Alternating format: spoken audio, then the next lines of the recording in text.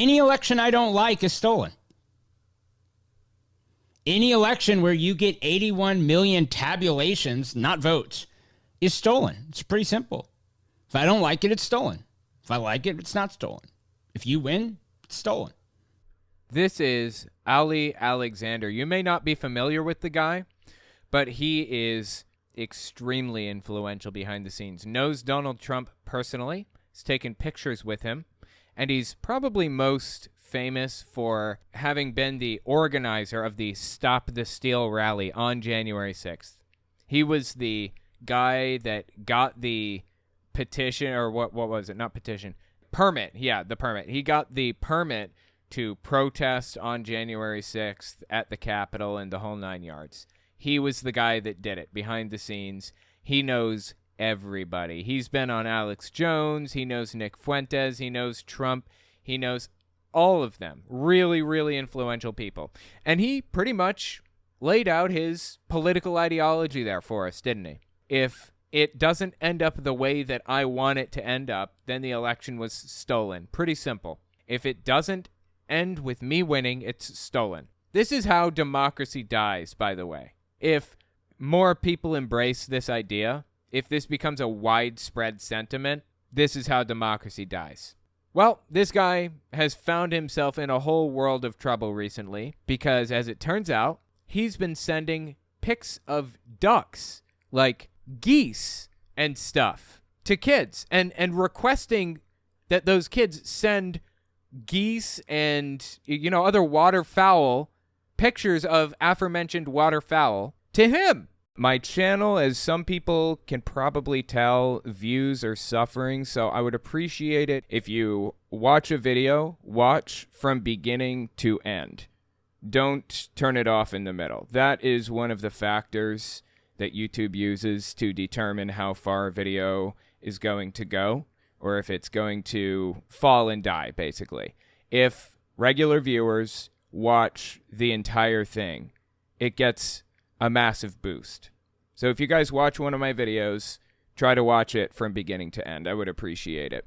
What is it people say? Every accusation is a confession, right? Worry about the kids. Worry about what your kids are looking at on the internet and all that stuff. Well, this guy's on the other end requesting pictures of ducks. Duck pics, if you will, from the children on the internet. Stop the Steal organizer apologizes after being accused of asking teen boys for duck pics. Eggplant emojis, if you will. This is from the Daily Beast, and this is about Ali Alexander, the guy that we just listened to. We're going to listen to more clips of him in a second. I just want to kind of glance through this article real quick.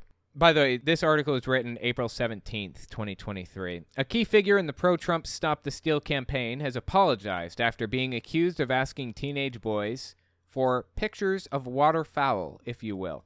Ali Alexander has become one of the most ubiquitous figures in the MAGA movement. Yeah, like I said, you guys probably didn't even know him. He's not like a well-known surface-level player, like a politician, like a Ted Cruz or a Mitch McConnell or something. But he pulls strings behind the scenes a lot. Trump himself reportedly requested that Alexander speak at his rally before the riot, with his appearance only quashed by a last-minute intervention from Trump's aides. But this week, Alexander stands at the center of a scandal that raises questions about how powerful men in the far right treat their younger acolytes. This is too gay, Alexander said in a statement issued Friday night that addressed the allegations in broad terms. Alexander, who has described himself as bi in the past, added that he was battling with same-sex attraction.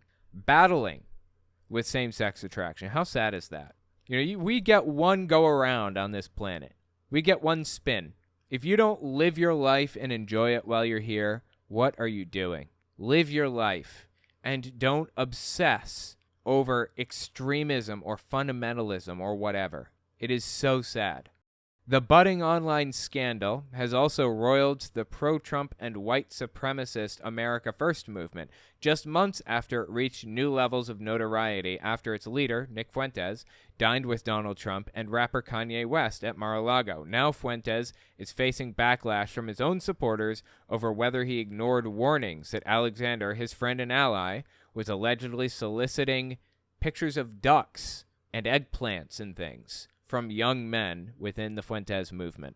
Yeah, Nick Fuentes is not even a neo-Nazi. I don't even feel like it's right to qualify. He's just a full-blown Nazi. Like, he believes in the ideals that the party in 1940s Germany put forward. It's insane, dude. Absolutely unhinged. You want to talk about unhinged? Let's talk about Ali Alexander. We're going to read more of this in a second. Let me just give you a little insight into who the guy is now that we've gotten a little bit of a clearer picture from the website. Mid-December 2022. This is on his podcast or his website. It's cozy.tv. It's some far-right extremist streaming platform. Check this out. Look, I'm human. I think that one of my spiritual gifts is that I am a seer. I do think that is one of my spiritual gifts. Seer. He's a seer. You know what that means? You may be unfamiliar if you're not like involved in the QAnon movement as much as I am, or like the charismatic or evangelical movement or whatever, but that basically means he believes that God has given him the gift of revealing things to him before they happen or whatever. A number of it could mean all kinds of different things, but basically he kind of does divination or fortune telling or whatever. Powers granted to him by God specifically. I have an uncanny ability to either flirt with prophecy or be endowed with prophecy sometimes. So I'm definitely a seer. Check this one out, mid-November 2022. I just want to give you some insight into the guy's headspace. Again, huge figure in the MAGA movement. Huge. Even if Kerry was going to lose, I would will it into existence. Kari Lake. She ran for Arizona governor in 2020, I think, and lost, and has been complaining about it ever since. She lost her election fair and square, got fewer votes than Katie Hobbs, and Katie Hobbs was not only the winner of the election, but sworn in and is now acting as governor. Would will it into existence. See how that went for him. And I know that sounds kooky. Little bit, especially since we have the benefit of hindsight and can see that it's complete nonsense. And I know that sounds crazy. But just don't catch me on a wild day. I feel like I've caught you on a wild day. Pete Davidson one time got on my bad side and almost killed himself. So... Totally. And that was all you're doing, right, bud? In between you soliciting pictures of waterfowl from children, you took the time away from doing that to think about Pete Davidson, which, of course, forced him to try to hurt himself or whatever. Totally. Absolutely. You're not going to believe me. Nope. Doesn't matter. The point is that no one needs to believe you the first time. The point is you just need to tell them a first time. Do you understand this? This is ridiculous, dude. This is embarrassing and painful and cringy and sad. This is going to sound kooky for y'all on Cozy, but... Again, Cozy TV. That's the platform he uses. Do you understand this? This is going to sound kooky for y'all on Cozy, but you guys don't understand the esoteric. What if I told you that all of us are capable of traveling? Well, not all of us, because you're not smart enough, but what if I told you that there are a lot of people capable of time traveling? They just don't know it. What if I told you that time traveling... You're just not smart enough, he says. This is just painful, dude. This is painful. It's so embarrassing. I have secondhand embarrassment for this guy that he's got out here and said all this stuff. Time traveling is easier than you think. It requires a lot of discipline and no machines. What if I told you that the reason why the New World Order wants you to focus on fiction stories about machines is they don't want you to know that everyone has access to time travel? Totally. That checks out. I believe you without question. Then what if I told you that the way that those of us fight is we are each pulling from time itself? I'm sorry? What? You know, there's an easy way to prove this. You know how? Tell us something that you learned about the future. He said he could will Kari Lake's election victory into existence, right? What happened? That seems like a flat-out failed prophecy or failed foresight or whatever it is. I mean, he claims to be a time traveler from the future, right? Sounds like you failed. I gave you one shot to prove it to me, and you dropped the ball. Yes, of course the Jews time travel. Oh, okay. God, this is getting weird. That's what makes the apostasy so great. So what if I told you... What if I told you that I could prove that I've time traveled before? Wow, that was a wicked long pause. I may just cut the pause out because the clip ends there, but holy mother, dude, that is absolutely unhinged from reality. This is who is at the very top of the movement. Seriously. This is who's at the very top. And for what it's worth, the article we were reading from a minute ago said that he didn't speak before Trump, but he did speak at the January 6th rally, and he was there. Obviously, he ran it. He got the permits and stuff for it. So I don't know what that was all about on the article about him not speaking before Trump or whatever, but he was there, and I have a clip of it. We'll talk about that in a second. Let's read a little bit more of this article. Yeah, one more clip before we continue the article. Late September 2022. Just want to give you a little insight into how the guy views the world. Ali Alexander says, vote! Vote for Doug Mastriano. Mastriano ran for governor in Pennsylvania and lost. He was an extremist right-wing nutcase. In fact, if you can find a way to secretly vote twice... No, I'm just kidding. But am I? Don't get caught. That's how he views the world. He's willing to do absolutely anything, literally anything. Don't get caught, he says. Vote twice, don't get caught. Isn't that illegal? Isn't it illegal to even say from a public platform? Absolutely unhinged from reality. Let's read a little bit more of this article since we're talking about him here. On Friday night, Alexander, who was questioned by the House January 6th committee about his role organizing a canceled rally dubbed the Wild Protest outside the Capitol, which drew crowds to the building right before the riot began, issued a statement Friday offering a general apology. Oh, interesting. So I guess what happened was he got the permits and named it the Wild Protest. And then from my understanding, don't quote me on this, I think he canceled his rally and let the White House take over the Stop the Steal rally. He had the permits to protest there, and he gave the permits to the White House, and they canceled it out and created their own, basically. I think that's how it happened. I'm partially speculating here. So he says, this is his general apology. I apologize for any inappropriate messages sent over the years, Alexander wrote, adding later, when I've flirted or others have flirted with me, I've flexed my credentials or dropped corny pickup lines. Other times, I've been careless and should have qualified those coming up to me's identities during flirtatious banter at the start. Okay, I don't know what he's saying here, but that's not okay. Flexing your credentials is not okay in my opinion. It's unethical and wrong. What he's saying here is he used his position of power and authority to gain an edge, an advantage over somebody, to benefit himself. And that's simply wrong. Alexander didn't respond to requests for comment from the Daily Beast. In his statement, he claimed he had also been targeted by false accusations, an edited screenshot of his messages, but declined opportunities to point out which accusers or screenshots aren't legitimate. Yeah, like I said, he apologized for this stuff. It's true. I mean, we have the screenshots. We have the people talking about it. Until he outright tells us which ones are fake, I have no reason to believe any of that. Oh, yeah, and he's in a serious war with Marjorie Taylor Greene right now, too. Oh, my God. Ooh, it's getting ugly between those two. I may end up covering that soon if things play out the way I hope they will. That is to be determined by the boy who plays his cards the most correct, is a quote.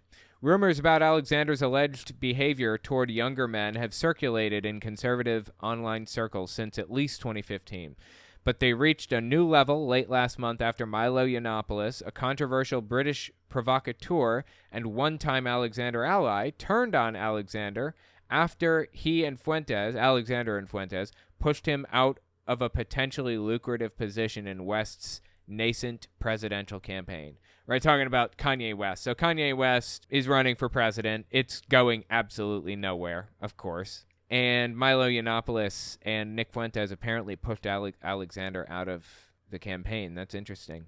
Yiannopoulos started releasing video interviews and other evidence meant to prove that Alexander propositioned both adult men in their 20s and at least 2 teenagers. Yiannopoulos, whose own career as a far-right pundit imploded in 2017 after remarks he'd made downplaying the seriousness of surfaced, claims he has more damaging videos to release about Alexander and Fuentes. Ooh, that's not good. Yiannopoulos was kicked out of the Kanye West campaign, I guess. Okay. Yiannopoulos claims he's releasing the video against Alexander because Alexander dropped Yiannopoulos' name to entice young men. One screenshot purports to show Alexander dangling the prospect of a meeting with Yiannopoulos to a teenage boy. The reason I'm doing this is because he used my name, Yiannopoulos told the Daily Beast. Nah, I think he's just burning people to the ground. I think Yiannopoulos likes burning people to the ground. I don't know if you guys keep up with this kind of wing of far-right conservatism. I don't talk about him much, but I am deeply entertained by this infighting. I love it to death. "Who will be my arm candy?" is another quote from one of the messages. In 2017, Aiden Duncan, a 15-year-old boy in Colorado, 15, that's very young, interested in right-wing politics, sent Alexander duck pictures, like pictures of waterfowl, apparently, after the MAGA activist asked him for them, according to an account Duncan gave in a March 2023 podcast appearance. While Duncan was a high school sophomore just starting out in politics, Alexander was a 32-year-old with a decade of political work for the Republican Party behind him. Wow!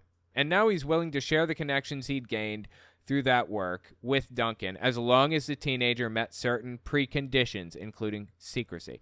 This is absolutely evil. Getting somebody to do something, using your position of authority as leverage against somebody is just disgusting, man. No matter what it is, or who it is, or what it's for, or anything, it's bad. It's wrong.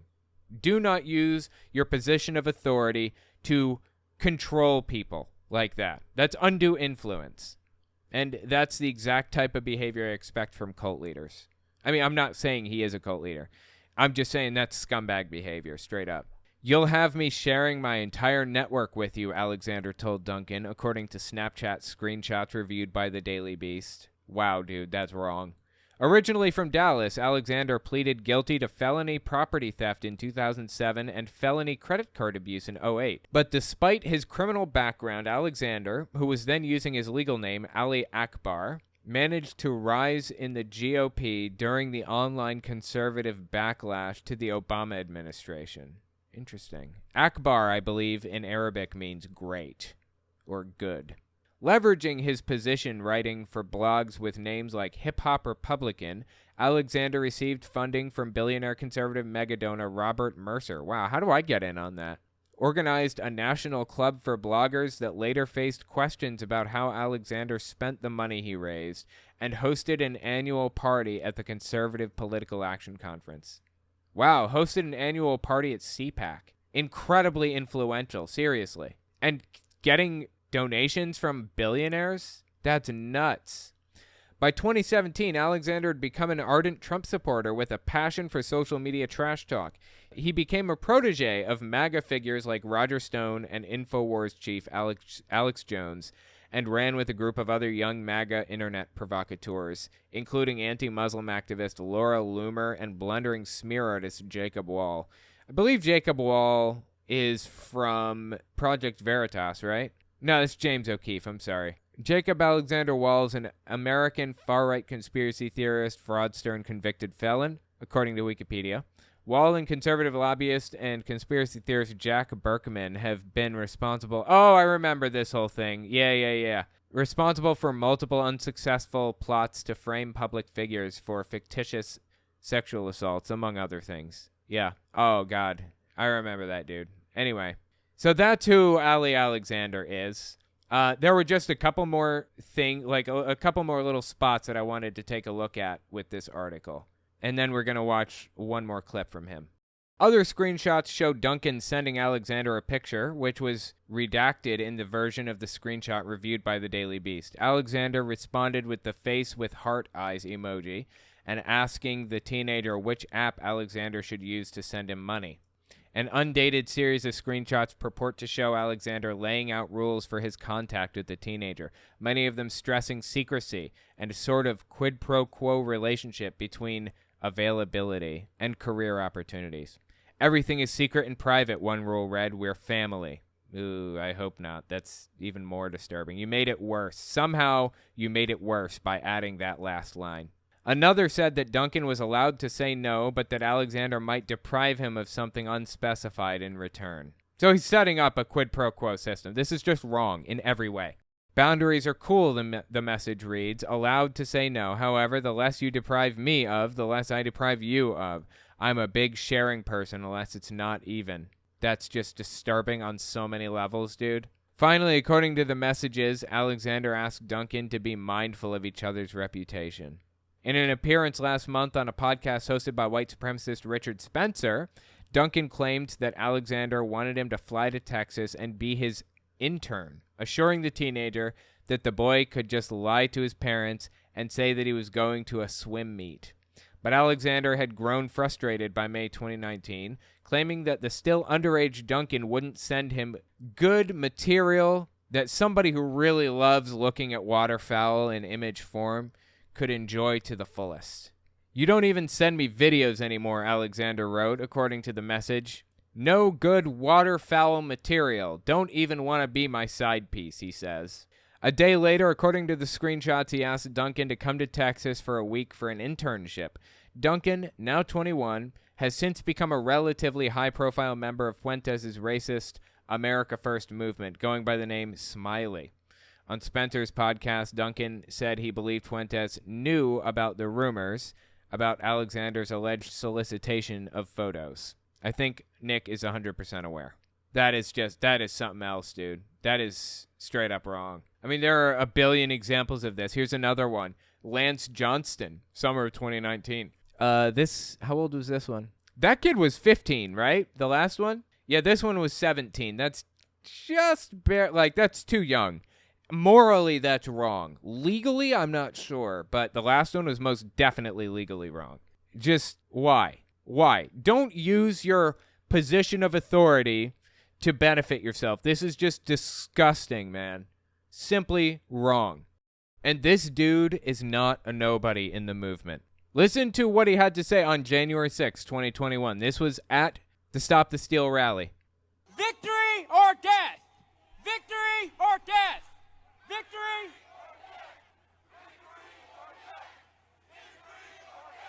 So basically, if I don't get my guy in the White House, if Donald Trump doesn't take the White House, then I'm going to die trying to put him in myself. Is the point of that chant, I guess. And we're starting a rebellion against the deep state. Our government is only our government if it's legitimate. Okay. I'm not really sure what he means by that fully, but go on, I'm listening. And our government loses its legitimacy when it loses the consent of the people. Okay, so he's saying if the majority of the people in the United States don't like the president, then he's just not the president? Is that what he's trying to communicate right now? You feel like Joe Biden's approval rating is 35%, and that means 65% disapprove, so he's no longer a legitimate president? That's not how this works. Trump won! Trump won! Trump won! They live in a delusion, man. I want them to know that 1776 is always an option.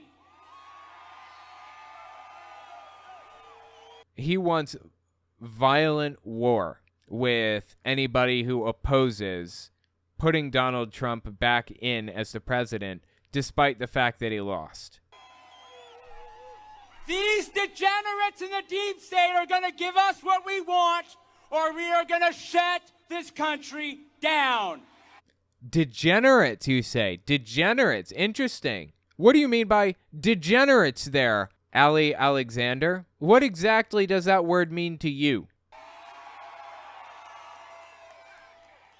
If they keep arresting us, if they close their restaurants, if they hide the porta potties, if they arrest... Dude, what?